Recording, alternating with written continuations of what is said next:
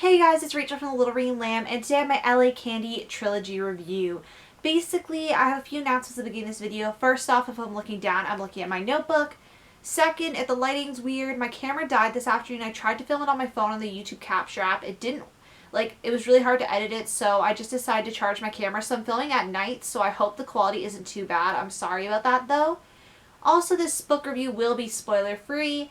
And yeah, basically I'm gonna get into it. Brief plot synopsis of these books are they center around Jane and Scarlett predominantly, and they are two best friends that live together. Scarlett is attending USC and it's her freshman year, whereas Jane is actually working for Fiona Chen, who is an events planner. And then they meet Trevor Lord, and he wants Jane and Scarlett to appear in his new reality show called LA Candy, and them along with two girls, Madison and Gabby, are thrust into the spotlight, and you get to see all the turmoil, relationships, craziness, and good times come about throughout the whole series. Now, I have 5 categories that I'm going to go through. This is different than my other book reviews if you've seen them, where I have certain categories I like to talk about in certain orders. So I kind of use the methodology I used when I reviewed the Princess Diaries series earlier this year. So first I'm going to start with things I like. So things I liked were the reality show secrets. So in this book you hear a lot about framing a story and just little things, how stuff is set up so it seems like it's happening at the same time, and editing and stuff like that, which I found was really cool because reality TV is really infiltrated in our society, and there's always claims about it being scripted, and there's lots of stuff coming out even, especially now with the show on Lifetime called Unreal, I believe, and stuff like that. Like there's a lot of stuff coming out about all the script stuff that goes or scripted stuff that goes on behind the scenes and stuff like that, so I found it very cool. If you were unaware, Lauren Conrad, the author, was on the reality show The Hills that MTV made, and that lasted from 2006 to 2010. My sister, after I started reading these books, she had The Hills on DVD, so we started actually watching it together, and it's very interesting seeing the parallels from the book to the film, or not the film, TV show. Also, I have kind of a history with this series because I did actually get it when it first came out. I had it in hardcover, all that jazz, and I read it, and I didn't even get through halfway through the book. I couldn't connect with it. I think because the characters were 19 and I was 13, but I was always reading teen YA because I didn't like reading middle grade. Because I was a really big reader when I was younger, so I read middle grade earlier. Like I started reading middle grade in late grade 1, grade 2. So by the time I was 12, I was kind of over it. I was like, bye. Because I wanted to move up, because my library isn't that big, and just couldn't get into it. So then I decided to give it another chance. Now that I'm 20 and the characters are 19 in the book and some of them are 20, I found it a lot better, and I could actually understand more what they were talking about and relate more to it, I find. So I like that. This is also very much guilty pleasure read. Now, this book kind of gave me a Gossip Girl kind of vibe. It was just really fun, and it's just something that you want to gobble up. It's a really good season of TV, and you just want to watch it all, and it's just really good. Story had also good pacing. There were some slow parts, don't get me wrong, but for the most part I found the pacing to be really good. Throughout the trilogy, you follow the girls all through 2 seasons of LA Candy. And I have 2 more points about things I like, where I like that the characters all weren't fame hungry. So I like that the characters, some of them kept their ordinary down-to-earth nature, and others were more fame hungry, but they all had levels and degrees, and I really enjoyed that. I didn't because sometimes you could get maybe a teen YA book and it'd be all the girls at the beginning, for example, in this book would be because there's 4 in here, they all be oh my gosh, I'm so excited, I'm gonna be a celebrity, and yada yada yada.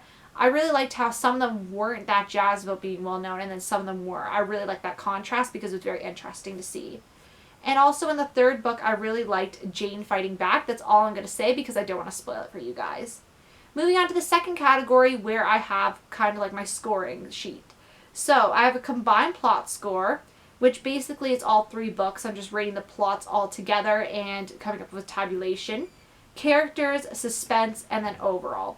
So combined plot score, I give a 3.75. Though if I were to rate it on Goodreads, I lean more towards 4 stars out of 5.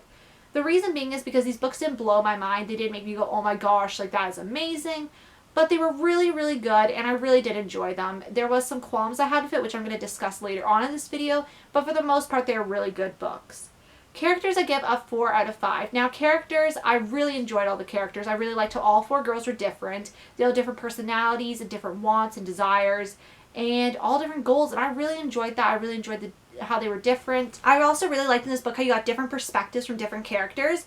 but I liked how I could differentiate, because sometimes I can't differentiate between the characters at first at the beginning. It takes a little time to get used to. And I could differentiate from the characters right from the get-go, which I really did enjoy, because then you can tell they're different.